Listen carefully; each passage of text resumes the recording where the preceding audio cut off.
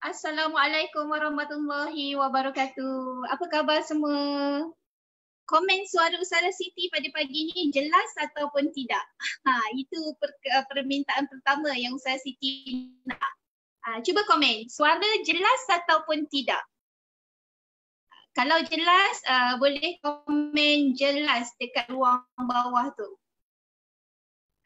Minta tolong ya semua untuk komen suara Ustazah Siti okey ataupun tidak. Sebab hari ni kami berada di konti yang baru. Begitu. Jelas ke? Cahaya dengan suara okey ataupun tidak? Waalaikumsalam. Alhamdulillah khabar baik Ustazah. Nur daripada Nur Fahana Salim. Alhamdulillah Izwan, Mama Izwan komen jelas dekat situ. Engku Ahmad Fazil pun komen jelas. Jadi terima kasih kepada yang menonton rancangan Ustazah Siti pada pagi ini. Talk show at Hati Murni setiap hari Isnin hingga Jumaat jam 9.30 pagi hingga 10.30 pagi. Begitu. So terima kasih bagi yang komen jelas untuk suara Ustazah Siti. Bagaimana dengan pencahayaan, okey ataupun tidak? Sebelum kita mulakan sesi, Ustazah Siti nak kena pastikan dulu. Suara jelas, lepas tu pencahayaan okey, maklumlah kita bukannya orang pakar kan? Bukannya orang pakar yang biasa dengan persiapan untuk konti dan sebagainya. Kita baru nak belajar, orang kata budak-budak baru nak up. Macam tu. Okay, so of course lah ada sedikit orang kata banyak perkara lah sebenarnya yang kita belajar dalam penyediaan untuk konti dari segi lighting, dari segi suara. Begitulah kehidupan manusia ni yang sentiasa setiap hari nak belajar sesuatu. Sebab itu kenapa kita wujudkan rancangan Talk Show at Hati Murni, sebenarnya kita nak membawakan topik-topik yang menarik, yang boleh untuk orang kata memberi inspirasi kepada kita punya kehidupan kita, panduan kehidupan kita kan. Sebab manusia ni orang kata sentiasa memerlukan panduan untuk kehidupan dia, untuk menjadi lebih baik. Macam itulah, okey. So terima kasih yang komen. Nisa Yusof dia kata konti hari ni cantik lah Ustazah. Okey, Alhamdulillah. Penat semalam tau kita berdekor kan. Semalam Ustazah Siti tak live sebab apa? Sebab dekor konten ni tak adalah. Sebenarnya semalam Ustazah Siti tak live sebab ada sikit teknikal, masalah teknikal. So kita terpaksa lepaskan kepada Encik Awis kita yang sentiasa live pada setiap hari, iaitu di sesi malam. So terima kasih kepada Encik Awis kerana tolong live gantikan Ustazah Siti semalam bersama dengan yang Ustazah Siti tengok juga, okey, program semalam bersama dengan tetamu jemputan kita, subhanallah. Okey, kalau kita lihat dari segi pengisian yang dibawakan semalam, pengalaman dia bagaimana mengislamkan hampir 1,000 sudah pun 1,003 orang yang memeluk Islam. Sebenarnya bukan satu benda yang mudah ya kalau kita lihat. Ada cara-cara pendekatan yang perlu didekati. Jadi terima kasih kepada yang komen. Cuma Engku Ahmad Fazil kata Al-Furqan agak memantulkan cahaya, mungkin angle boleh adjust sikit. Okey, baik, kita akan cuba untuk adjustkan sikit. Begitu, okey ke? Sebab dia memantulkan cahaya. Okey, terima kasih kepada yang komen konti Ustazah Siti pada pagi ini. Okey, nanti kita akan gantung untuk persiapan raya pula. Begitu, okey. So Ustazah Siti nak ucapkan semoga semuanya berada dalam keadaan yang sihat, ceria. Okey, so Ustazah Siti lihat cuaca di luar pada pagi ini agak mendung sedikit. Okey, mungkin disebabkan pun dah nak rasa sedih sebab nak mengakhiri Ramadan kan. So kalau kita lihat hari ni dah 27 Ramadan, subhanallah kan. Nak katanya betapa cepatnya masa berlalu. Okey, habis dah 27 Ramadan. Tinggal lagi 3 hari untuk kita berhari raya. Berhari raya dalam keadaan new normal. Normal baru di mana kita berhari raya tidak seperti hari raya tahun-tahun sebelumnya. Kalau Ustazah Siti dah umur 41 tahun, maksudnya tak sama raya tahun ini untuk raya yang umur 40 tahun yang lepas. So apa yang kita nak adalah kita ambil peluang rasai suasana baru tersebut mungkin lebih orang kata lebih membahagiakan, lebih menceriakan kita walaupun ada antara kita yang tidak bersama dengan orang yang tersayang. Macam Siti Nun jauh di utara kan, kami tak boleh nak balik macam tu kan. Jadi apa penghubungnya, kita ada boleh gunakan banyak alternatif yang kita boleh gunakan. Antaranya Ustaz Siti terfikir untuk pagi raya nak menceriakan, menggembirakan ibu ayah kita, kita boleh gunakan aplikasi Zoom. Untuk kita berzoom kan, ambil gambar pun berzoom. Macam mana? Macam mana yang menonton rancangan Ustaz Siti pada pagi ini? Nur Sofia Atira, Nur Hamidah. Barulah seronok kita menyebut nama ni, ramainya kan. Nasyiha Syakirah, macam mana sambutan hari raya? Dah ready ke belum? Sambutan raya dah ready ke belum? Persiapan apa yang dibuat? Ustaz Siti yakin ramai tim Hati Murni ni beraya di kampung bersama dengan keluarga. Alhamdulillah. Jadi sebelum Ustaz Siti menjemput tetamu jemputan kita pada pagi ini, sukalah untuk Ustaz Siti bacakan dulu Tazkirah Ramadan. Ustaz Siti baru terjumpa buku ni. Kemas-kemas Ustaz Siti baru terjumpa buku Tazkirah Ramadan. Jadi Ustaz Siti sepatutnya Ustaz Siti menggunakan buku ni sebagai rujukan daripada awal program lagi, awal Ramadan lagi, tetapi Ustaz Siti terlupa tentang buku ini. Tak mengapa, Ustaz Siti akan bacakan sedikit tentang Lailatul Qadar.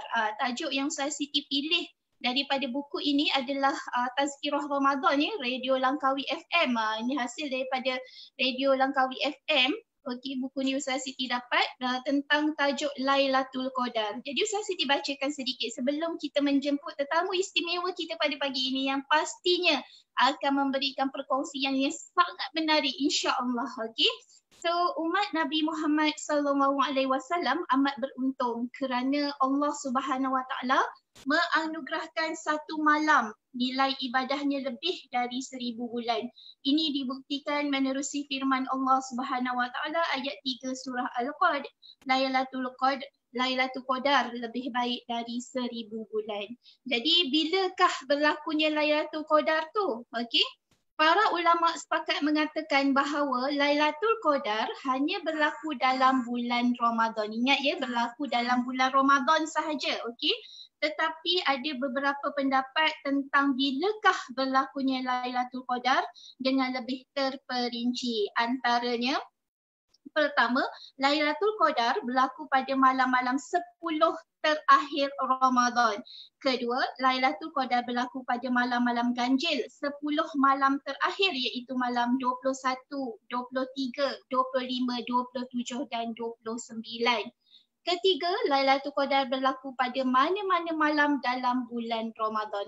Ada tiga apa ni orang kata bila waktunya berlaku Lailatul Qadar tu ya. Jadi pendapat yang paling rajih dekat sini adalah mengatakan Lailatul Qadar berlaku pada malam 10 terakhir Ramadan. Oleh itu umat Islam digalakkan memperkasakan amalan-amalan mereka menjelang 10 hari terakhir Ramadan. Namun tidak ada hadis Nabi Muhammad SAW yang mengatakan dengan tepat bilakah berlakunya Lailatul Qadar. So kita get ready sajalah 10 Ramadan yang terakhir tu tadi untuk kita mengejar malam Lailatul Qadar. Malam yang penuh dengan keistimewaan. Kan kita nak mohon keampunan, maghfirah daripada Allah Subhanahu Wa Taala, insya-Allah. Okey, kita kejarlah, masih sempat ni lagi untuk kita nak menuju orang kata nak mencari malam Lailatul Qadar. Begitu. Jadi petanda berlaku Lailatul Qadar, hadis riwayat Ahmad bin Hanbal ada menjelaskan tentang petanda-petanda berlaku Lailatul Qadar, iaitu tandanya adalah langit kelihatan bersih, terang benderang bagaikan bulan sedang purnama seperti bulan penuh, tidak dingin dan tidak panas. Manakala petanda pada paginya pula sebagaimana riwayat Muslim, Abu Daud dan At-Tirmizi yang diriwayatkan melalui Ubay bin Ka'ab yang bermaksud tanda kehadiran Lailatul Qadar ialah matahari pada keesokan paginya kelihatan cerah tanpa sinarnya. Apakah dimaksudkan dengan sebenar-benarnya secara realiti? Yang itu kita kena rujuk kepada ustaz-ustaz yang orang kata yang berilmu tinggi untuk kita nak dapatkan penjelasan tentang lebih lanjut tentang Lailatul Qadar. Ustazah Siti cuma bacakan sedikit saja.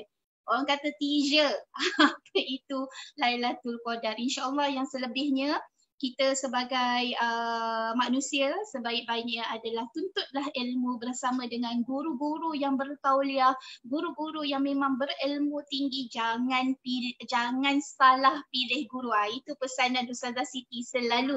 Okay.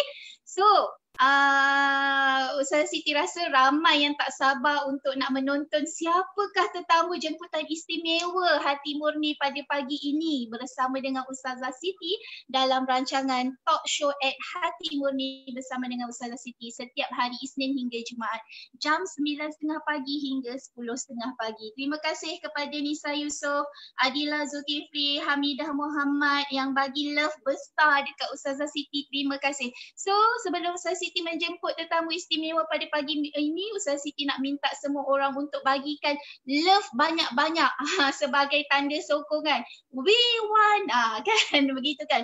We want tetamu, we want tetamu.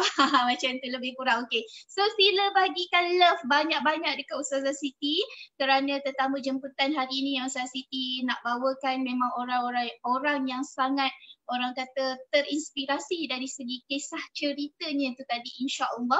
So gunakanlah apa yang dikongsikan tu tadi untuk kita jadikan sebagai panduan kehidupan kita. So Ustazah Siti minta love banyak untuk tetamu kita kan, tak sabar nak tengok tetamu jemputan. Okey, bagi love banyak-banyak. Syifa Ibrahim bagi love.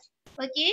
Jadi tanpa melengahkan masa, Ustazah Siti nak menjemput tetamu kita pada pagi ini dengan tajuknya Rahsia Rezeki Akhir Ramadan. Menarik tajuk tu, Rahsia Rezeki Akhir Ramadan. Kita baru bercakap pasal 10 Ramadan yang terakhir. Rupanya ada rahsia di sebalik rahsia rezeki akhir Ramadan. Apakah itu? So tak sabar ni kan. Jadi tanpa melengahkan masa, Ustazah Siti menjemput tetamu istimewa kita, Puan Nani Quraiza. Betul ke nama dia ni? Minta maaf Puan Nani. Sekejap Ustazah Siti lihat dulu poster betul ataupun tidak. Maaf salah sebut nama orang ni, salah ni. Okey. Okey, Puan Nani Quraiza Yaakob, okey, dengan tajuk perbincangan pada pagi ini Rahsia Rezeki Akhir Ramadan. Dipersilakan. Dipersilakan Puan Nani. Assalamualaikum Ustazah, apa khabar? Waalaikumsalam, khabar baik Puan Nani. Sihat ya? Alhamdulillah sihat, alhamdulillah sihat. Okey, apa tu? Alhamdulillah. Dah masuk 27 Ramadan ya Ustazah? Ya Ustazah, tak dengar Ustazah? Dapat juga kita bersua muka untuk sesi live pada pagi ini. Alhamdulillah Ustazah. Apa ni? Suara okey ya? Okey, semua jelas. Okay, alhamdulillah. Okey, alhamdulillah. So Puan Nani, apa khabar? Bagaimana dengan Ramadan kali ni? Sambutannya adakah okey ataupun tak? Adakah semakin sibuk? Kalau Puan Nani boleh orang kata cerita sedikit lah sebelum saya minta Puan Nani perkenalkan diri Puan Nani. Okey, alhamdulillah tahun ni seperti orang lain, Ramadan kita sangat berbeza. Kalau sebelum ni kita kena pergi office, kita kena bekerja ke sana ke sini, tapi tahun ni Ramadan kita memang ada di rumah sentiasa, alhamdulillah. Dan bila ada di rumah tu kita ada lebih banyak masa lah nak bersama keluarga, nak baca-baca Quran lebih sikit, nak beramal ibadat lebih sikit tu, tu yang paling best lah. Lepas tu tahun ni juga Ramadan saya berbeza kerana saya dah mula bisnes di bulan Ramadan. Dan alhamdulillah bisnes tu berjalan lancar dan tak tahu kenapa semenjak PKP ni Ustazah, buku saya tu kenapa rezeki tak murah tiba-tiba dicari semula oleh ramai orang. Oh subhanallah. So nantilah kita share apa cerita di sebalik buku tu Ustazah. Betul.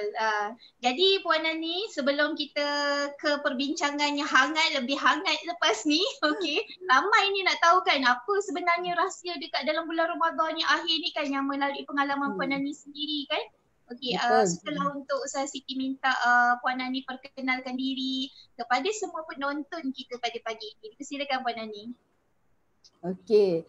Assalamualaikum kepada semua penonton talk show Hati Murni, wanita inspirasiku. Dah rasa macam dekat TV dah sebenarnya. Okey, talk show ni diadakan setiap pagi daripada pukul 9.30 hingga pukul 10.30 pagi Isnin hingga Jumaat Ustazah ya. Saya rasa Ya, betul. satu usaha yang paling baiklah untuk pihak Hati Murni untuk adakan benda ni. Okey. So saya perkenalkan diri, nama saya Nani Koraiza binti Yaakob, berasal dari Kuantan, Pahang.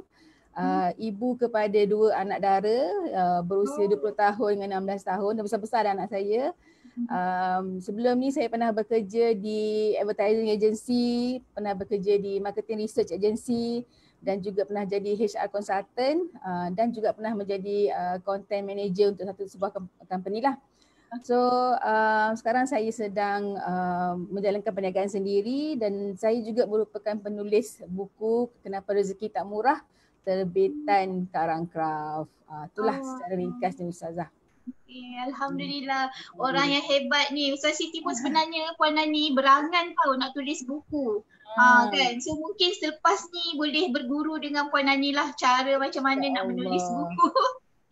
Okey Puan Nani, saya rasa ramai juga yang nak tahu ni, dia dah orang tak sabar dah ni, banyak live love apa semuanya.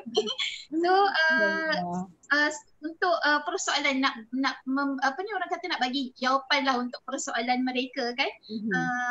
Boleh Puan Nani ceritakan sedikit pengalaman Puan Nani sebelum Puan Nani menerbitkan buku dan sebelumlah Puan Nani dalam bulan Ramadan ni pun yang saya difahamkan baru mulakan bisnes kan. So kalau boleh cerita sedikit lah pengalaman-pengalaman yang mungkin pahit, yang mungkin manis dalam menuju ke arah Puan Nani sekarang. Okey, terima kasih Ustazah. Okay, sebenarnya kan terus terang cakap Ustazah, saya tulis buku Kenapa Rezeki Tak Murah ni bukan tujuannya untuk kaya ataupun cari duit. Sebab mula-mulanya benda ni berlaku pada tahun 2004-2005 macam tu. Masa tu saya baru je melahirkan anak saya yang kedua dan tiba-tiba masa tu saya bekerja di sebuah marketing research agency lah.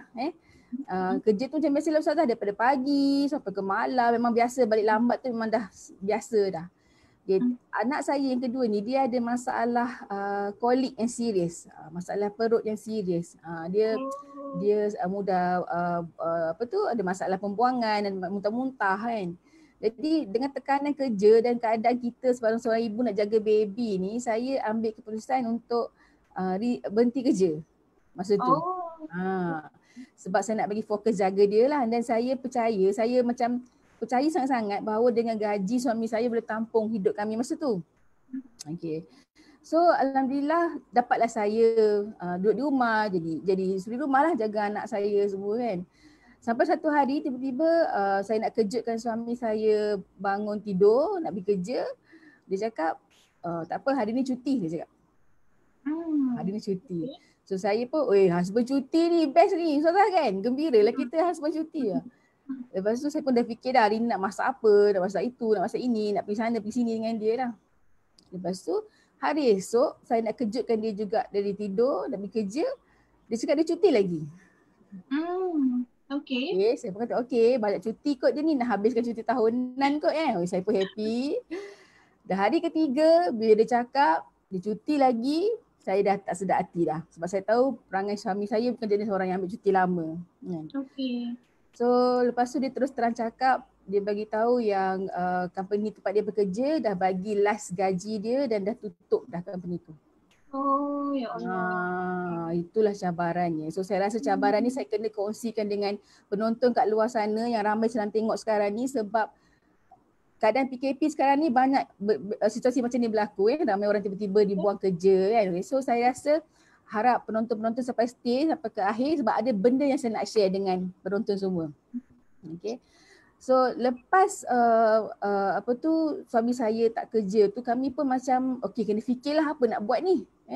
So suami saya dia dah macam sangat kecewa sebab dia yang bina tim tu di tempat kerja dia. So dia dah takut nak cari kerja lain.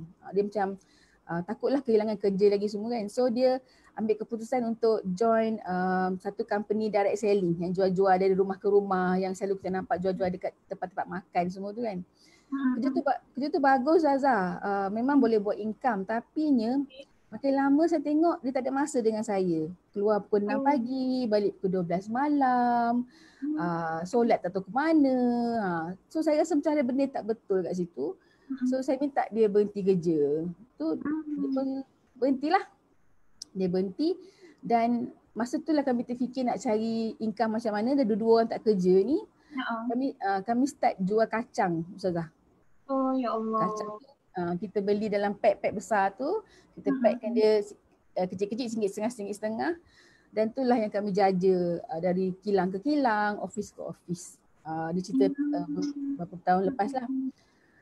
Tapi Ustazah, benda ni kalau kita ditimpa ujian, benda tu takkan datang sekali sekedebuk je. Tuhan tu dia maha adil, dia tahu selagi kita boleh terima ujian tu, dia akan bagi tambah lagi. Nak tengok betapa kuatnya kita ni Ustazah kan. Tahun 2005 tu juga kami terfikir nak berniaga di bazar Ramadan. Kalau sebut Ramadan, saya memang sangat touching lah di awal Ramadan sebab banyak berlaku benda dalam Ramadan ni. So banyak peristiwa ya? Banyak peristiwa Ustazah. So kami ambil satu tapak Ramadan di, tak silap saya, Seri Kembangan. So first time berniaga Ustazah, excited ni, pergi beli ikan pari, nak masak asam pedas ni, nak masak gulai, masak lemak dah semualah. Nak apa, lauk campur, nak jual nasi lauk campur kan. Hari pertama tu kami buka kedai, berniaga.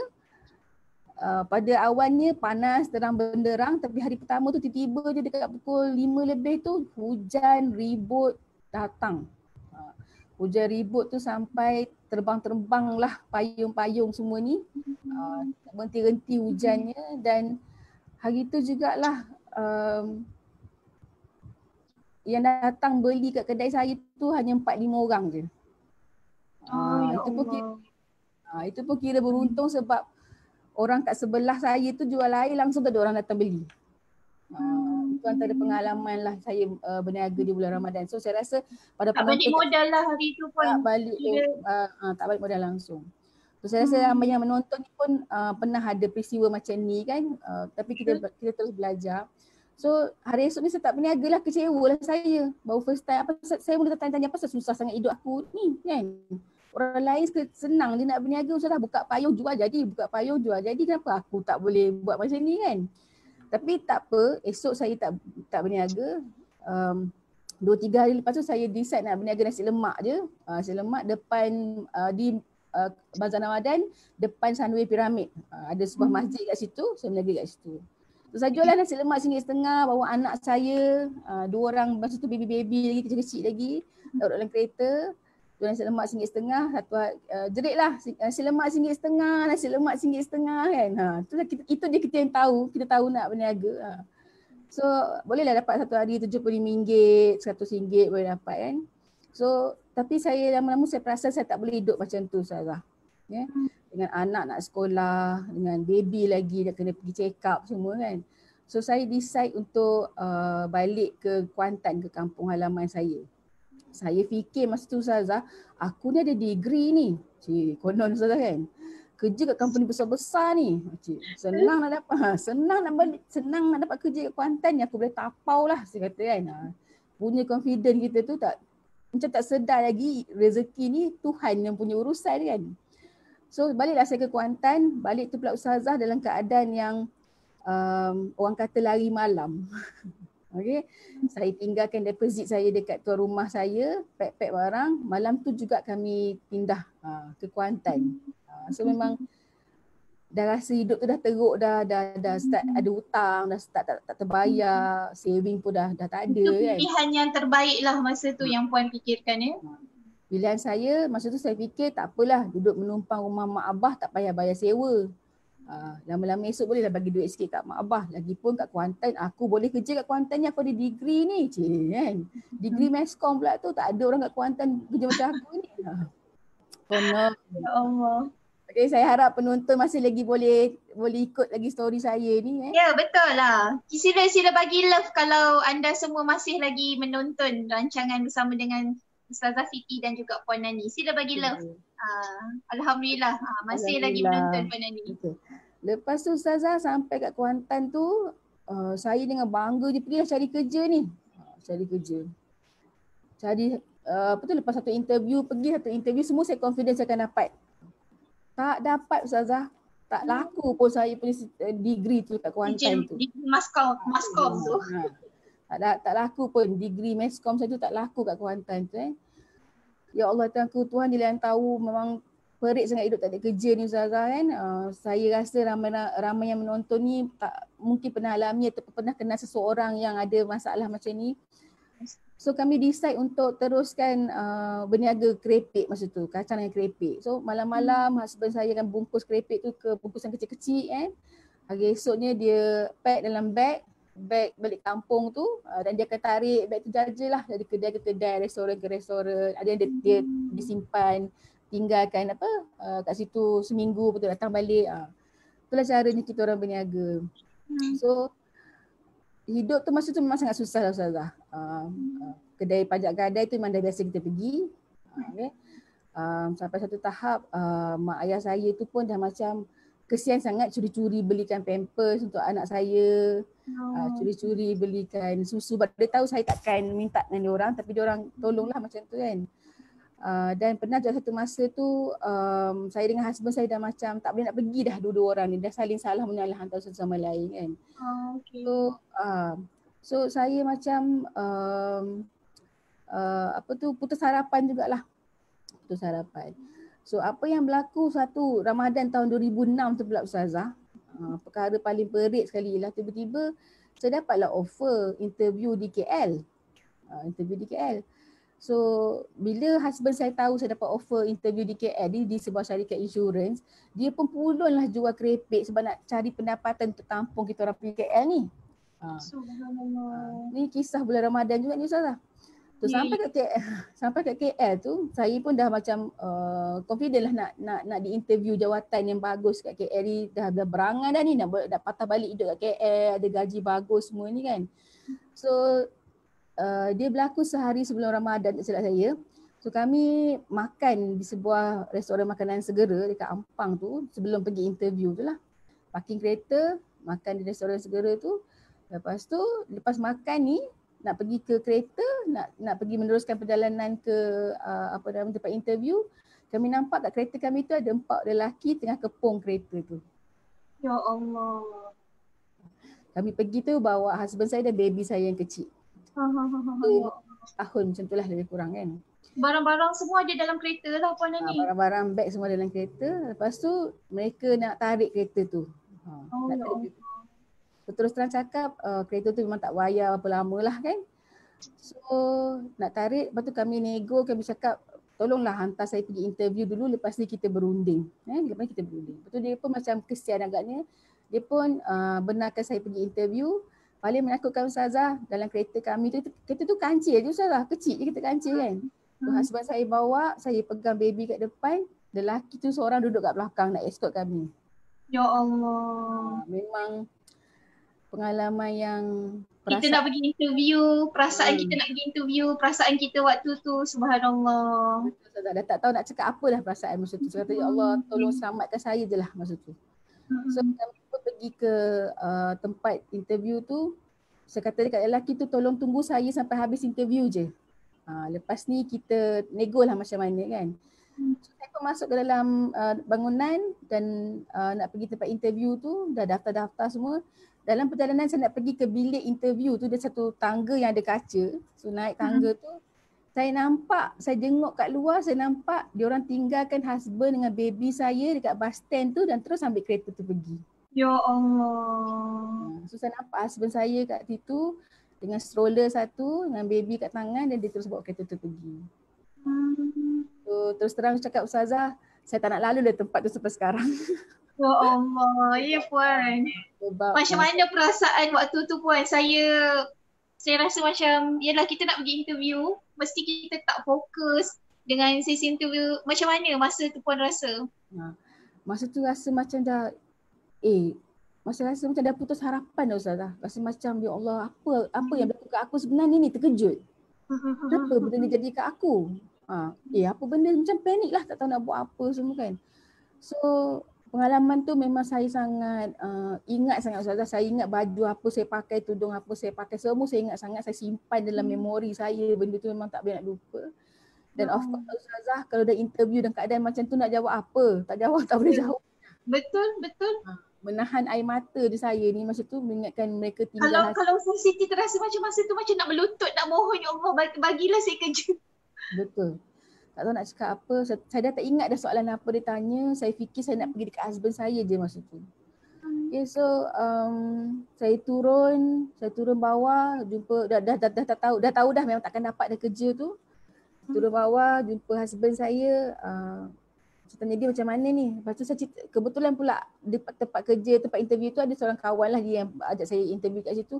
Dia yang bantu saya, dia bagi duit RM50 saya masa tu. Dan kami balik ke Kuantan naik bas. Oh, ya Allah. Saya balik Kuantan naik bas, pergi Peduraya, beli tiket bas dengan anak semua tu. So sepanjang perjalanan ke Kuantan tu Ustazah, saya dengan husband saya tak cakap langsung. Kami duduk digest apa benda berlaku sebenarnya ni kan. Lepas tu susah sangat nak diterima apa benda nak berlaku tu lah. So sampai kat Kuantan tu, saya tanyalah diri saya, kenapa aku ni apa sebenarnya jadi kat aku ni kan. Lepas tu saya start cari buku-buku nak baca Ustazah, nak tahu apa benda jadi kat aku ni kan. Masa tu Ustazah tahun 2006 tak ada buku-buku yang ilmiah keagamaan atau pemotivasi agama yang macam sekarang banyak ni. Semua buku cakap pasal akhirat, neraka, syurga, yang kadang-kadang orang macam saya ni tak ada agama, tak boleh nak compute, tak boleh nak faham sangat. Kan? Okey, faham kau kena buat amal ibadat nak ke syurga, tapi aku yang dalam keadaan susah ni macam mana? Saya start tanya diri saya, kenapa aku? Ramai-ramai manusia kat dunia ni, kenapa aku? Saya bukan pencuri, saya cakap. Saya bukan perompak, saya bukan pembunuh, saya bukan edah-edah. Kenapa saya yang susah? Masa tu soalan yang saya tanya.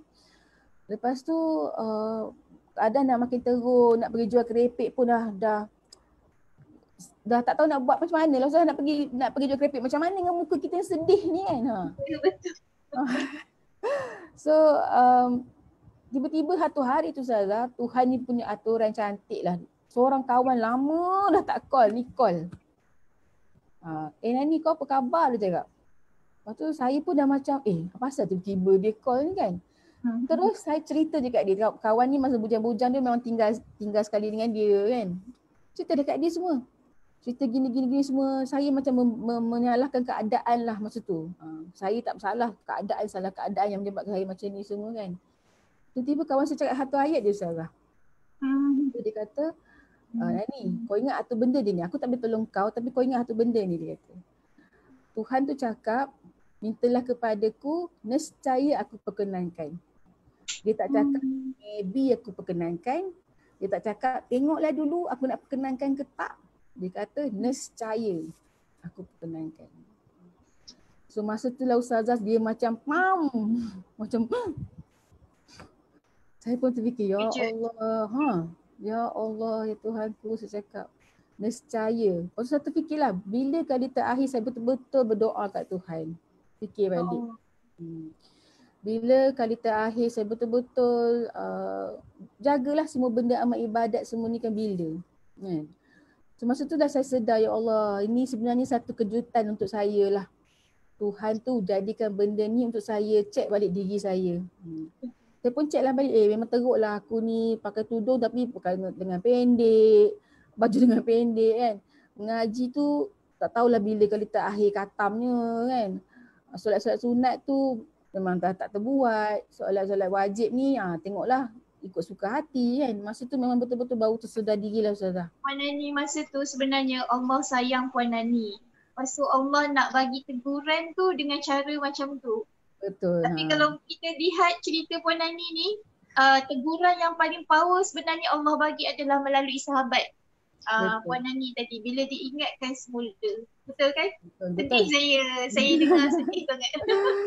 sebab kawan tu dah lama tak jumpa. Tiba-tiba hari tu tergerak hati dia nak telefon. Ada pula nombor telefon saya. So macam ya Allah, sesuatu kan Tuhan memang hantar.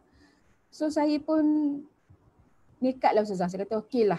Kalau benda ni lah yang memang betul, aku ubahlah diri aku. Saya pun berniat untuk betulkan diri saya masa tu.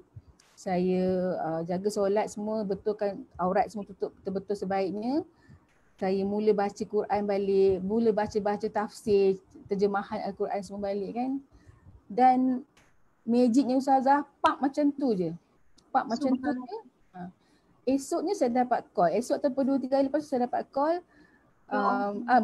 Masa susah tu juga saya berniat. Saya kata, ya Allah Tuhanku, kau ubahkanlah aku, cara hidup aku ni, kau berilah jalan lebih baik supaya aku boleh tulis cerita ni untuk panduan orang lain. Saya cakap.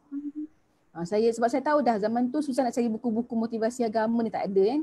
Saya terpaksa pergi dengar Oprah Winfrey lah yang cakap pasal agama lain. Saya terpaksa dengar lagu-lagu motivation. So saya berniat masa tu kalau saya berjaya keluar daripada benda ni, saya nak tulis satu buku. So saja 2-3 hari lepas tu saya dapat kerja sebagai kerani. Saya kat Kapalan dekat Kuantan tu dengan gaji RM700 sahaja.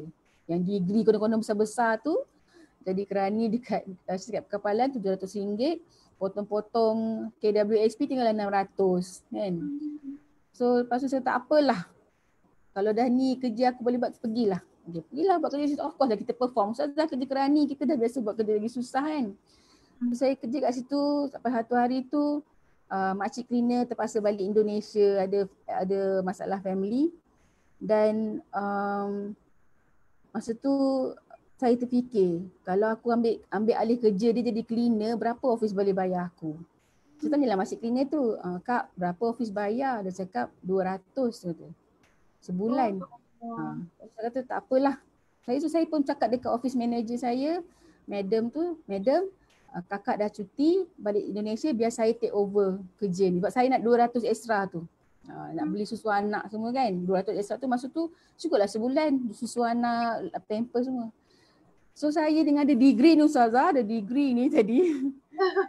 Jadi sebagai kerani, datang awal setiap pagi, cuci toilet, kemaskan office, vacuum semualah sebelum saya buat kerja kerani. Subhanallah. Dan itu adalah momen yang paling mengajar saya bila kita terpaksa cuci toilet orang. Toilet pula kebanyakan ke office tu lelaki, berapa kerat dia perempuan. So terpaksa merendahkan diri sampai tahap macam tu untuk kita belajar sedar diri kita sendiri. So benda tu, proses tu berlaku memang proses penyedaran diri lah Ustazah. Tapi rewards dia Tuhan bagi, ya Allah ya Tuhanku. Lepas tu saya dah duduk kat Kuantan, husband saya pun dapat kerja masa tu. Tapi kerja pun sama juga. Kerja husband saya masa tu jual photostat machine. Punya susah dia kena jual photostat machine tu. Dia kena angkat photostat machine tu ke tingkat 3 ke mana-mana lah orang beli photostat machine ni. Tu cabaran dia pula, susahnya. Tapi kami lebih menghargai salary yang kami dapat bila kerja kami macam ni dan keadaan yang macam ni. So alhamdulillah Ustazah, Tuhan tu bila kita dah berubah, bila kita ikut cakap dia Ustazah, ikut surahan dia, pap sekelip mata dia bagi. Tiba-tiba office lama saya call, dia kata Nani, bos saya kata kau kena balik KL, kena tolong aku buat satu projek dengan government. So alhamdulillah Ustazah, projek tu dia offer kepada saya dengan husband saya bernilai RM100,000 juga. So saya patah balik ke KL lah, untuk bina hidup balik dengan tawaran yang dapat tu. Dan alhamdulillah saya dapatlah bayar hutang-hutang semua, start hidup balik. Masalah ni Ustazah. Kalau kita lihat Ibu Nani, kalau kita lihatlah sebenarnya nak katanya Allah tu Ar-Rahman Ar-Rahim, Maha Pengasih dan Maha Penyayang, memang sangat-sangat betul kan? Kalau kita lihat situasi Puan Nani ni, kita nampak kekuasaan Allah tu tadi. Kita sebenarnya kita ubah life kita sikit je, tapi sebenarnya dah memberi impak yang besar selepas tu kan? Betul. Masa tu kita tak faham Ustazah. Kita tak faham apa behind the story yang Tuhan dah rancang ni. Tapi bila dia berlaku baru kita sedar. Kita bukan tak pernah dengar benda ni macam ni Ustazah. Tuhan nak uji hamba dia, memang tak pernah dengar, memang selalu dengar tapi kita tak sangka benda tu boleh kena kat diri kita sendiri. Kan? So bila benda ni dah jadi, saya pun dah berubah diri sikit, saya balik ke KL. Masalahnya Ustazah, manusia ni mudah lupa Ustazah. Ya, betul. So saya dah lupa dah cita-cita saya nak tulis buku tu Ustazah. Okay, dah lupa dah. So saya dah kembali busy. Tapi busy saya tu saya dah busy yang lebih bagus daripada dulu lah. Saya dah pandai manage masa, solat semua kan. Sampai tahun 2014 tiba-tiba sekali lagi perkara terjadi Ustazah. Oh, okay. 2014 tu saya tak tahu macam mana kehilangan kerja sebab company terminate kontrak saya. Dan masa tu saya dah ready dah pernah ada pengalaman awal kan. Betul. Saya benda pertama saya fikirlah, okey, ni apa benda Tuhan nak suruh aku check ni. Benda apa yang Tuhan nak suruh aku improve ni. Itu yang saya fikir dulu, okay. So saya kata okey, aku pernah janji nak buat buku, aku tak tulis-tulis lagi. So inilah masanya aku kena buat. Tuhan dah bagi aku ni, fokus tulis buku ni, saya kata kan. Kau yang janji dulu, saya katalah. So alhamdulillah tahun 2014 tu tahun yang bagus bagi saya, di mana saya ada kesempatan pergi solat duha kat masjid. Saya dah, bila tak kerja ni kita ada banyak masa kan. So dalam masa yang sama saya terfikir macam mana aku nak tulis buku ni Ustazah. Saya ni Ustazah kalau nak tahu, bahasa Melayu fail. STPM. Bahasa Melayu STPM tu kat sekolah Kuantan tu saya fail. Mak saya kata saya ni anak India bukan anak Melayu. Bahasa Melayu fail. Teruk tak teruk ni kan. So saya cubalah buat tak jadi. Nak start macam mana tak tahu. Nak buat macam mana semua tak tahu kan. So tahun 2014 Ramadan juga Ustazah. Ni saya nak cakap rezeki Ramadan ni. Banyaknya berlaku time Ramadan ni. Betul Ustazah. Betul Ramadan je. Ramadan kata okey, tahun ni aku nekat. Ramadan tahun ni aku nak pulang kau saya cakap. Tapi ya Allah kau tolonglah bantu aku, macam mana aku nak tulis buku ni. Tulis tajuk tak tahu, nak tulis apa semua tak tahu. Start buat buang kan. So dalam satu solat tahajud saya, tak silap saya lah, bukan nak cakap saya buat amal ibadat, tapi nak ceritakannya, tak silap saya di akhir Ramadan dah berhari-hari solat tak dapat. Tapi hari tu saya memang solat yang betul-betul lah. Saya rasa saya buat tasbih semua siap malam tu. Wujud terakhir saya tu, saya nampak nama buku ni dengan cara nak buat dia sekali. Subhanallah. Tuhan tu punyalah penyayangnya kan Ustazah. Tak tahulah ini imajinasi saya ke apa, tapi masa tu itulah saya dapat Ustazah. Tajuk buku tu Kenapa Rezeki Tak Murah tu saya memang dapat masa saya solat dalam sujud saya. Cara-cara nak tulis tu pun sama. Dia terus bagi idea, bahagikan kepada berapa chapter. Terus saya dapat masa tu. Lepas saya bagi salam Ustazah, terus saya ambil pen tulis. Saya takut hilang. Subhanallah. Saya takut hilang benda tu kan. Meremang. Setiap kali saya cerita pasal benda ni, berapa saya akan meremang lah. So Ustazah, masa tu saya pun pulung buat buku tu. Dalam masa berapa bulan, 3 bulan saya siapkan buku ni. Dan terus saya cari penerbit. Saya hantar kepada beberapa penerbit, dan penerbit paling besar Karang Craft dan telefon saya ingat lagi editor dia Puan Saadiah. Dia telefon saya, dia kata, Puan Ani, kami nak berminat nak terbitkan buku Puan Ani ni. Masa tu Ustazah, segala kesusahan tu hilang Ustazah. Segala kesusahan tu hilang. Seronok happy. Duit tak ada tak apa Ustazah. Yang penting kita punya janji tu dah lepas. Saya melompat. Saya ingat lagi saya melompat gila-gila punya melompat. Happy sangat Walaupun buku tu diterbitkan tahun 2015, tapi tak apa. Dah settle dah urusan saya ni. Saya memang niat buku ni saya bukan buat untuk kaya ke tak. Saya memang buat buku ni untuk share pengalaman supaya kalau ada orang kat luar sana yang ada hadapi benda-benda susah ni, inilah benda yang kena lalui. So, dalam masa yang sama saya pun dah start nak ajar orang lain menulis buku. Sebab saya tahu bukan saya seorang je yang ada masalah macam ni. Ada ramai lagi orang yang ada kisah hidup dia yang bila di-sharekan dengan orang lain akan bagi inspirasi ke orang lain.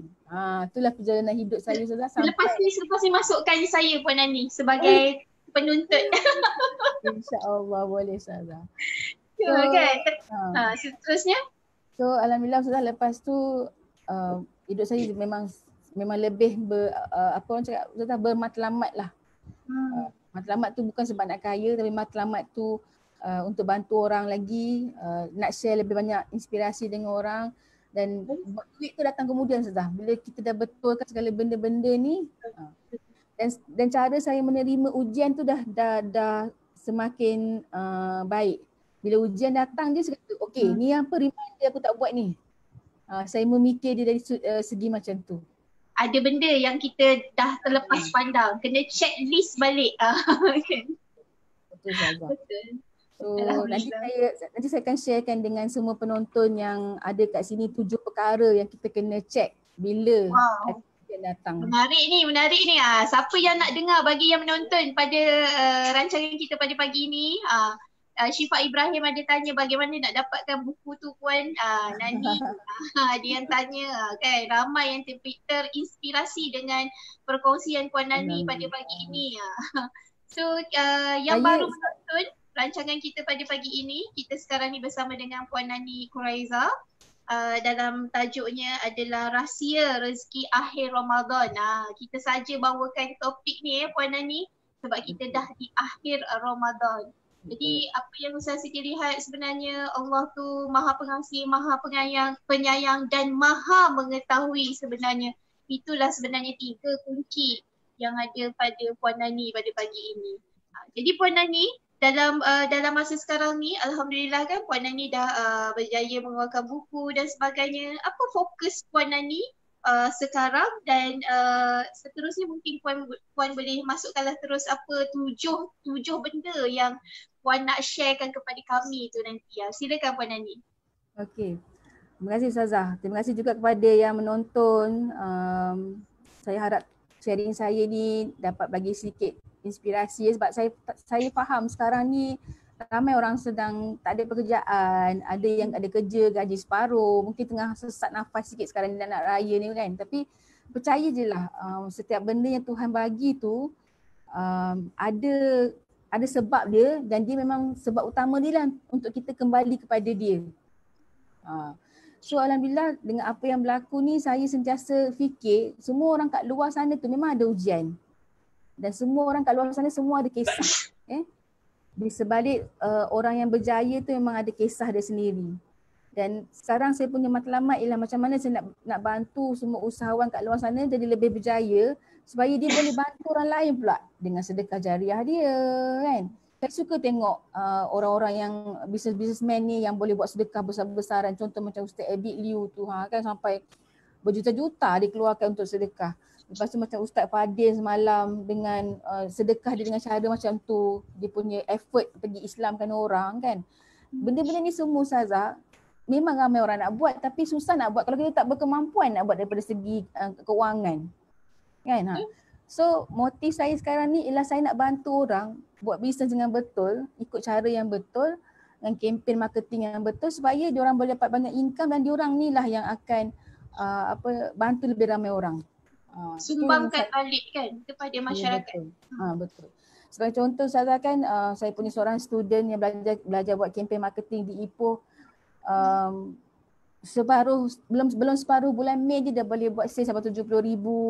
Lepas tu dia bagi hadiah beras dekat orang Ipoh. Lepas tu dia sedekah beras, lepas tu sedekah lagi makanan untuk frontliners berbuka puasa. Saya rasa macam ya Allah kan. Sebelum-sebelum ni tak boleh buat benda macam tu, sekarang ni dia boleh buat, tu yang kebanggaan saya, kesyukuran saya lah Ustazah kan. So saya rasa ramai lagi orang kat sana yang saya boleh share knowledge saya ni supaya diorang punya perniagaan makin besar dan makin boleh luaskan sedekah jariah ni kepada manusia-manusia lain kat luar sana. Okay. So kepada orang kat luar sana yang menonton semua ni, kalau ada ditimpa cabaran dalam hidup tu, jangan susah hati. Sebenarnya cabaran tu, sebenarnya Tuhan sayang kat kita. Selagi dia ingat kat kita, sebab tu dia bagi kita dugaan. Dia nak kita ni dekat dengan dia. Ada satu hari tu Ustazah, dalam saya pernah termimpi dalam bulan Ramadan juga. Saya pernah mimpi saya berada di satu kawasan lapang dengan ramai-ramai orang. Badan saya ni penuh dengan selut. Selut, lumpur. Orang lain pun ada juga berlumpur-lumpur semua-semua. Lepas tu semua orang ni dalam proses nak beratur, nak naik ke atas. Naik ke atas kan. Saya nampak ada seorang ni, dia naik ke atas naik eskalator. Ada orang naik dengan tangga. Yang saya ni tak dapat lepas naik.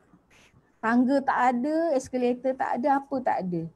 So masa tu mimpi tu buatkan saya memang terfikirlah, aku ni sebenarnya tak ada apa nak bantu aku untuk naik ke atas tu. Kalaulah itu gambaran yang saya dapat dalam mimpi tu lah kan. So masa tu lah benda-benda tu saya start betulkan diri saya balik.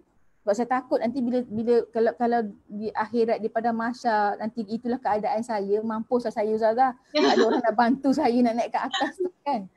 Itulah gambaran saya dapat. Alhamdulillah kan. Tapi itu antara benda-benda yang buatkan saya selalu fikir balik lah hidup saya ni mana arah tujuan dia, nak terpesong ke mana. Itulah yang selalu jadi guideline saya. Kena muhasabah selalu kan Puan Nani kan. Betul. Muhasabah, rendah diri dan paling penting sudah istiqomah tu penting. Ya betul. Saya dulu sudah tak tahu maksud istiqomah tu apa. Dia teruk ni. Nak tanya orang, kawan-kawan pun bukan ustaz-ustazah masa tu kan. Nak tanya ustaz kat TV lagi lah memang tak ada jawapan je lah kan. Saya pernah tanya seorang ustazah kot dekat TV. Saya hantar soalan. Soalan tu terus patah balik ke saya balik. Sebelum awak nak menyalahkan takdir, awak cek dulu diri awak gini-gini. Terus saya kata, aku ni dah keadaan tak tahu pangkat ni kan. Kau nak marah aku pula macam mana ni. So saya macam terkejut sikit dengan cara pendekatan dia lah. Tapi betul lah apa dia cakap tu. Cuma masa tu kita berada dalam keadaan terkejut kan. Lepas tu Ustazah, ada 7 benda yang saya nak share lah dengan semua penonton ni. Kalaulah kenal sesiapa kat luar sana yang berada dalam keadaan susah, 7 benda ni perlu kita cek terus-terus. Datang je ujian, tak kira lah anak sakit ke, suami sakit ke, kereta rosak ke, hilang kerja ke, apa benda sajalah, badan sendiri sakit ke, ini benda ni yang paling kita kena cek. So yang boleh saya share Ustazah ya? Boleh. Bagi yang mendengar, yang menonton rancangan kita pada pagi ni, tolong tuliskan nanti apa yang Puan Nani sebutkan. Ustaz Siti tak boleh nak tulis ni. Kan? Dia kena, bila mendengar tu kena dengar, kemudian kena tulis. Baru dia ingat. Silakan Puan Nani. So saya minta kepada semua yang menonton ni, bila dah tonton tu terus tuliskan learning point kat bawah supaya sama-sama pick up. Dan kalau share lah kepada ramai orang supaya kita yang sama-sama menonton dapat sedikit pahala di akhir Ramadan Ustazah. Manalah tahu kan 27 Ramadan dah hari ni kan. Okay, so 7 perkara yang kita perlu buat untuk murah rezeki ataupun bila kita ditimpa ujian ya.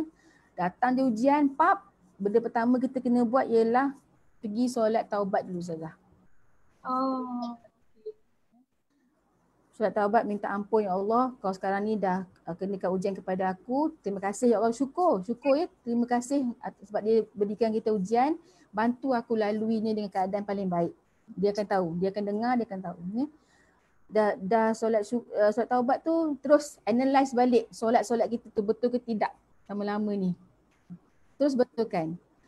Tanya diri sendiri, bila kali terakhir kita ni Ustazah, saya cek bacaan dalam solat tu Ustazah.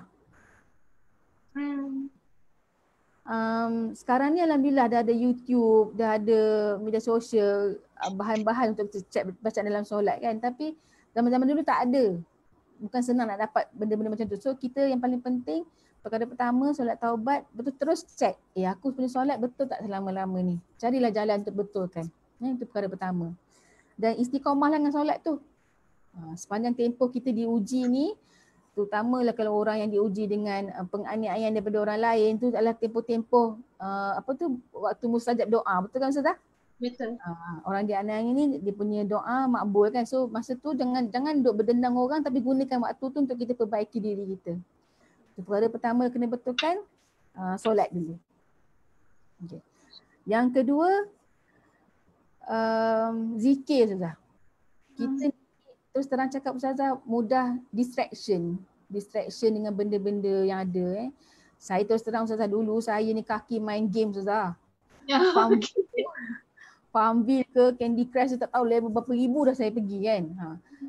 Pernah sampai satu tahap tu Ustazah, saya pergi naik Gunung Kinabalu dengan husband saya. Sampai kat puncak tu, kat Laban Rata tu, perkara pertama saya buat lah telefon anak saya, tolong tengok ibu punya kebun kat Farmville tu dah jaga ke belum? Kan? Itu antara distraction yang kita ada sekarang ni lah kan. Betul. Netflix lah, Spotify lah, benda semua tu kan. So kita kurang berzikir Ustazah. Saya lah, mungkin ada orang kat luar sana tu ada juga yang masalah saya. Kita kurang berzikir. So apa kata kita bahagikan masa kita untuk berzikir. Bahagikan masa tu dalam buku saya ni saya ada tulis. Bahagikan masa untuk berzikir. Pagi dalam perjalanan pergi kerja 100 kali. Carilah apa-apa zikir yang boleh kita gunakan. 1 kali subhanallah ke ataupun 1 kali istighfar. Sejam sekali tu Ustazah kita kita buat jadual. Sejam sekali tu kita nak zikir apa? Hidup kita ni 24 jam Ustazah kan? Ya, betul. Kalau kita nak zikir 1000 kali sehari, cuma perlukan 10 jam saja. Dalam sejam tu 100 kali sekejap je. Berapa minit dia, tak sampai setengah jam pun dah siap dah. Betul. So kita allocate benda ni, jadualkan. Okey, hari ni aku nak zikir apa? Sejam bermula pada pukul berapa kita buat. InsyaAllah. Kadang kan Puan Nani, waktu kita drive nak pergi tempat kerja pun sebenarnya boleh. Betul. Kan? InsyaAllah bila kita selalu zikir dalam perjalanan pergi tempat kerja ataupun mana dalam perjalanan ni, kita punya perjalanan pun tu dimudahkan. Tu pun dimudahkan. Tak adalah aksiden ke, terlanggar tiba-tiba ke, tak ada. InsyaAllah lampu traffic light tu pun hijau je. Polis tu lepas. Dia berjalan. So bukan tak boleh dengar lagu-lagu radio tu boleh, tapi kita kena pandai lah sambil dengar tu zikir lah kan. So dia yang penting kan Puan Nani bila nak zikir ni adalah istiqomah dia tu. Maksudnya dia kena disiplinkan diri dia. Betul. Macam tu. InsyaAllah boleh. So buat je, try dulu buat sehari sekali, lepas tu tambahlah esok, seminggu setiap hari buat, kita try buat. Tapi yang penting niat kita nak istiqomah tu kena ada. Plan lah hari tu, okey sekarang ni aku nak zikir apa, lepas ni zikir apa, kita plan siap-siap ya. Zikir memang penting sebab zikir tu penenang hati Ustazah ya. Orang yang mengingati Allah, hati ni sentiasa tenang, betul Ustazah ya? Betul. So selawat, orang yang selalu selawat akan dikasihi Rasulullah semua kan. So kita buat benda ni. Tu yang kedua lah, bila ada ditemu masalah, banyakkan zikir. Yang ketiga Ustazah, jaga adab. Adab, aurat, akhlak kita dengan mulut kita. Ya. Benda pertama yang saya selalu buat bila ada masalah, saya akan check balik saya punya aurat. Okey, ini reminder tudung kena labuh sikit ni. Okey, ni reminder baju kena longgar sikit kan. So ini masa dia dah. Ni Tuhan dah bagi reminder. Itu bagi saya lah. Saya akan cakap dengan diri saya, okey ni dah kena reminder ni. Baik buat sekarang. Tu saya pun cara. Lepas tu saya akan remind balik, okey akhlak aku ni macam mana dengan kawan-kawan. Terlebih bertepuk tampar ke, cakap mulut terlepas sangat ke kan. So benda-benda macam tu kita kena analyse balik.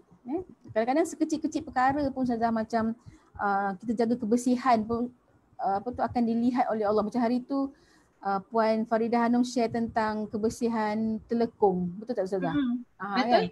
Betul. Usaha kita, effort kita untuk lebih rapat dengan Allah tu dengan cara beli telekung baru, make sure telekung kita baik, itu pun dah boleh buatkan Allah memudahkan urusan kita seharian. Kan? So itu antara benda-benda kita kena perhatikan lah. Bila kita susah ni kita tengok balik apa benda yang tak betul yang kita buat selama-lama ni. Itu yang ketiga, jaga adab, jaga akhlak, aurat dengan mulut tu. Cara percakapan kita macam mana. Kalau kadang-kadang tu dengan kawan-kawan ni cakap carut-carut, dah biasa, dah kawan rapat sangat kan. Kan. Tu benda-benda kita kena jaga sebenarnya Ustazah. Saya bercakap ni bagi pihak diri saya lah sebenarnya kan. Ada orang kat luar sana tu atau lebih-lebih rapat dengan kawan-kawan tu, kadang-kadang tu keluar benda-benda tak sepatutnya. Okey, yang keempat Ustazah, jaga silaturahim. Silaturahim dengan ibu bapa yang paling penting Dengan ibu bapa, saya nak share cerita ni. Masa saya nak terbitkan buku Kenapa Rezeki Tak Murah ni, dia ambil masa setahun Ustazah baru diterbitkan. Lama Dia kata lamanya. Lepas tu editor saya kata memang kena masuk dalam ni lah, dalam apa ni, dia punya queue lah, ramai penulis lain. Okay. Lepas tu dalam masa tu juga ada yang copy saya punya idea, tulis buku yang sama semualah. So saya start berfikir apa benda aku buat tak betul ni. Kan? So saya tanya mak saya bercerita dengan mak saya lah. Bercerita dengan mak saya. Lepas tu mak ada tak benda yang saya buat mak terasa hati? Saya cakap, mak kita ni Ustazah macam kita jugalah. Tak ada. Okey dah semua, mak dah maafkan semua. Tak ada benda lah dia cakap kan. Saya datang lagi kat dia, mak ada tak benda yang saya buat mak terasa hati? Tak ada. Korek lama Ustazah, berbulan-bulan je saya korek. Keluarlah cerita dia. Dia kata, adalah sikit je tapi mak dah lupa dah, dia cakap. Masa saya bila mak, saya kata, masa sekolah-sekolah dulu, mak bangun pagi nak masakkan mihun dekat kau tapi kau tak nak bawa bekal tu ke sekolah sebab kau malu, kau cakap. Ya Allah, dah lama tu Puan Ani. Ustazah dah lama sangat. Okay. So saya pun teringat balik ke mihun goreng mak saya tu. Mihun tu memang mihun orang miskin lah. Ada bawang, ikan bilis dan warna dia hitam je. So saya memang tak, dia dah bungkus dalam bekas, kata bawa lah ni makan, saya tak nak sebab saya tengok mi tu macam, kita macam malu sudah kan, malu. So saya tak nak bawa. Saya perasan lah muka dia macam down tapi saya ingatkan macam okey lah, tak apa benda lah. Rupanya sampai berpuluh tahun Sarah perasaan dia tu tak habis. Subhanallah. Jadi terus terang saya cakap, sesiapa yang start dalam hidup dia pergi cari mak ayah, kita tolong tanya balik ada tak benda yang kita buat ni mengecikkan hati dia. Memang susah, dia orang takkan cerita susah. Tak ada lah, tak ada, tapi mesti ada. Cari juga. The moment dia cakap pasal benda tu, saya minta maaf semua hidup saya makin lagi senang sudah. Alhamdulillah. So jaga silaturahim. Lepas tu dalam kehidupan kita ni memang ada masa kita benci sangat ke orang Ustazah. Kalau tengah-tengah drive kereta tu orang pintas memaki hamon je mulut kita ni kan. Lepas tu ada orang-orang yang kita berurusan sehari-hari yang menyebabkan kita rasa sangat menyampah, sangat benci kan. Ada orang yang aniaya kita lama-lama tak boleh nak hilang perasaan benci tu. Maafkan orang tu. Memang perbuatan yang paling tak senang tapi cakap terus terang Ustazah, once kita maafkan, kita akan lebih ringan. Hati kita tak hidup sehari-hari dengan perasaan dendam. Cara nak maafkan ni senang je. Istiqamah dengan doa ni Ustazah. Ni doa saya buat sendirilah. Tak tahu lah betul ke tidak tapi alhamdulillah jadilah Ustazah. Okey. Saya berdoa, ya Allah Tuanku, aku maafkan orang ni, sebut nama dia. Aku serahkan apa benda yang dia buat kepada aku tu untuk kau uruskan. Uruskanlah sebaiknya. Tu je Ustazah. Buat dengan rela hati. Sedekahkan Al-Fatihah kat dia Ustazah. Dan lama-lama esok kan kita akan dengar balik, orang tu dah gini-gini, orang tu dah gini-gini. Daripada sumber kita tak tersangka-sangka Ustazah. Maksud kita macam, ya Allah, ya Tuhan. Kita akan rasa macam, ya Allah, betul lah kau dah uruskan dia. Kan? Daripada kita berbenci-benci dengan dia, orang tu tak tahu apa pasal kita, orang tu gembira hidup dia, kita yang sakit-sakit hati, baik kita lepaskan dia untuk Tuhan uruskan. Tuhan lagi maha mengetahui apa benar balasan nak bagi kan. So uruskan macam tu, buat macam tu, insya-Allah. Saya tahu ramai yang susah nak maafkan orang. Tapi cubalah. Ya Allah Tuanku, aku maafkan nama orang ni, aku serahkan urusan dia kepadamu, kau berilah balasan yang terbaiknya. Kau maha mengetahui. InsyaAllah. Okey. Itu yang keempat. Banyak lagi ni. Boleh tahan lagi tak? Boleh. Tonton boleh tahan lagi ke? Okay. Yang kelima Ustazah, ni paling berkenaan dengan hati murni lah. Okay. Jaga Al-Quran. Dekatkan diri dengan Al-Quran ya. Saya alhamdulillah Ustazah, semenjak apa-apa yang berlaku ni saya cuba khatam Al-Quran sekali setahun lah. Ya. Saya cuba dan saya dah mula pandai berusaha cari ustazah untuk baca. Saya tahun 2000 berapa dah, 2013 saya diperkenalkan dengan One Day One Juice tu. Saya jumpa ustazah daripada Indonesia, student URA, dia yang ajar saya tajwid balik semula, perbetulkan. Sampai sekarang pun saya dah jumpa dengan hati murni. Saya dah makin ikuti kelas Ustaz Izwan malam-malam tu kan. So saya rasa macam itu adalah cara terbaik. Sebab siapa lagi memang ada sebab kenapa Allah tu turunkan Al-Quran tu kat kita. Kalau kita ni abaikan dia, apa guna ni hidup kita ni kan? Betul. Orang baca buku cinta, novel cinta boleh, satu hari sebuah buku habis.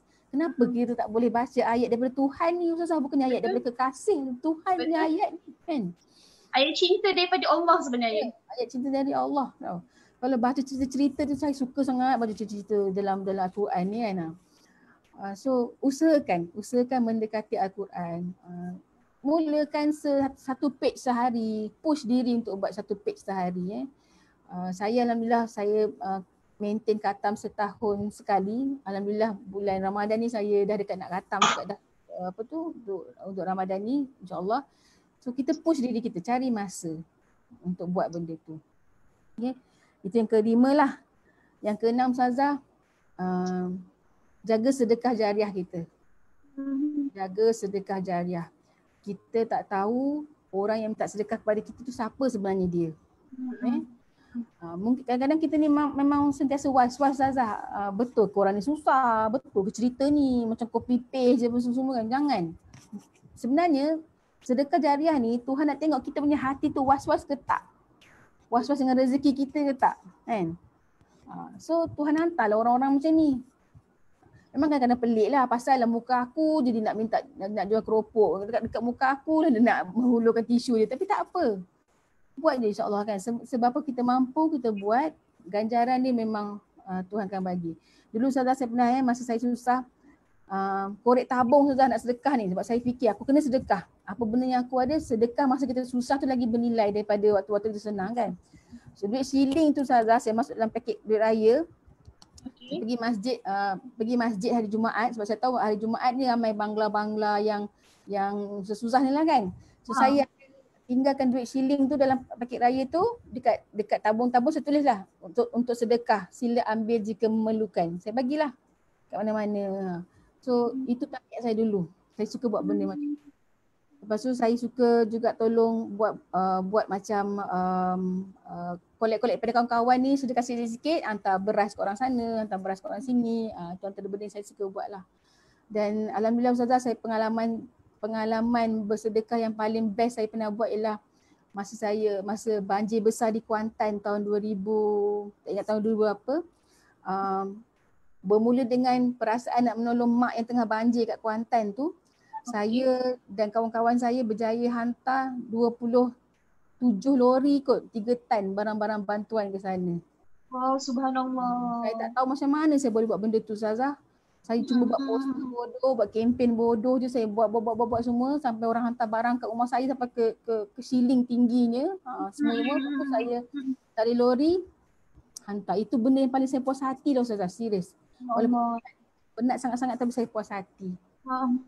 So saya sebenarnya pada tu saya nampak pentingnya bersedekah ni. Sedikit-sedikit tu kena buat. Jangan kita ada rasa was-was dengan rezeki kita. Bila kita ada rasa was-was dengan rezeki kita, susahlah dia nak masuk balik. Okey. Itu yang ke-6 dan yang last kali. Yang last kali yang ke-7 kita kena jaga. Yang ke-7 sila bagi komen love. Untuk nak tahu poin yang ke-7. Banyak-banyak love. Betul. Ini Tuan Ahmad Munawir kata kadang-kadang kalau makan kedai makan mesti kucing dah nak minta dekat kita juga. Betul. Kucing pun kan. Okay, sedekah bukan pada manusia saja, pada kucing juga. Okay, yang last kali Ustazah, nombor 7. Jaga urusan seharian kita. Biar kita aturkan urusan tu ikut waktu beramal ibadat kita Ustazah. Bukan amal ibadat kita tu ikut waktu kerja kita. Kan? Nak buat meeting. Okay, tengok dulu time meeting tu aku dah solat ke belum? Aku dah sempat start solat ke belum? Nak pergi meeting, okay. Nak pergi meeting ni jauh ni, kat mana aku nak stop solat? Ada R&R tak? Office orang tu ada surau tak? Cakap terus terang, okay saya nak meeting ni boleh tapi boleh tak saya nak stop pukul berapa sebab saya nak solat? Boleh tak? Cakap terus terang. Ada orang dia malu nak cakap benda macam ni Ustazah. Tak apalah meeting besar dengan bos-bos, ikutlah timing bos. Kan? So benda macam tu salah sebenarnya. Tuhan tu dah atur masa. Syukur alhamdulillah dia bagi kita 5 kali solat je. Kalau dia bagi kita 1000 macam perjalanan Lailatul Qadar. Lailatul Qadar Ustaz? Bukan? Kan? Tu lagi banyak lagi macam mana kita nak buat kan, ni 5 kali je sehari. So kita try susun masa kita tu untuk kita alignkan dengan solat kita, dengan duha kita, dengan bacaan Quran kita. So bila kita buat benda macam ni, Ustazah, kita rasa hidup kita lagi macam ada purpose. Aku bangun pagi ni, purpose aku ialah nak tunaikan 5 waktu aku, nak mengaji berapa muka surat, nak duha aku pukul berapa, nak solat taubat aku pukul berapa. So yang lain tu kita akan adjust ikut kita punya waktu ni. So dia bukan terbalikkan macam tu. Ramai orang kita ni sebelum ni, saya lah terbalik kan. Kerja ni, meeting ni pukul 8, meeting. Lepas tu Zuhur campur asar. Assalamualaikum dah azan asar dah. Dah asar. Kan lah. So kita praktikkan benda-benda macam ni, Ustazah. So saya rasa insya-Allah bila kita dahulukan Tuhan tu, dahulukan agama, insya-Allah Tuhan tu akan dahulukan kita. Betul, insya-Allah. Saya selalu terfikir macam ni, Ustazah. Berjuta-juta manusia umat Muslim di dunia daripada zaman dulu Nabi Adam sampai sekarang, bukan berjuta lah, tak tahulah berapa bilion, trilion, apa benda lian lagi, Ustazah kan. Macam mana kita ni nak satu manusia ni nak buatkan Allah tu nampak kita. Memang Allah nampak, tapi kita ni nak lebih menyelah daripada calon-calon yang lain ni. Kan? Macam kita buat bisnes, antara ramai-ramai businessman pesaing tu, macam mana kita nak nampakkan diri kita tu lagi menyelah daripada pesaing-pesaing yang lain. Macam tu juga kita ni, urusan kita dengan Allah tu. Macam mana kita nak menang tender tu contohnya kan? Kan? Kalau kita pergi tender, nak present tender, sanggup pakai baju cantik, beli baju baru, mahal. Kenapa kita nak pergi solat tu? Kita tak boleh nak sediakan pakaian yang cantik untuk kita solat tu. Betul. Itu macam mana cara saya nak memahamkan konsep hidup ni. Kan, relation kita dengan Tuhan ni macam mana.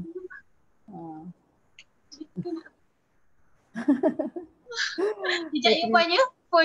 Phone saya bateri lah. Puan, okay. So bimbang 30 second saya punya phone dah habis. Saya rasa mungkin itu perkongsian kita lah pada pagi ni. Saya takut lepas saya terus shut down ni.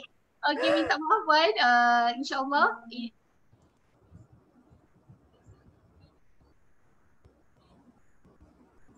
Okay, Ustazah dah terputus takut.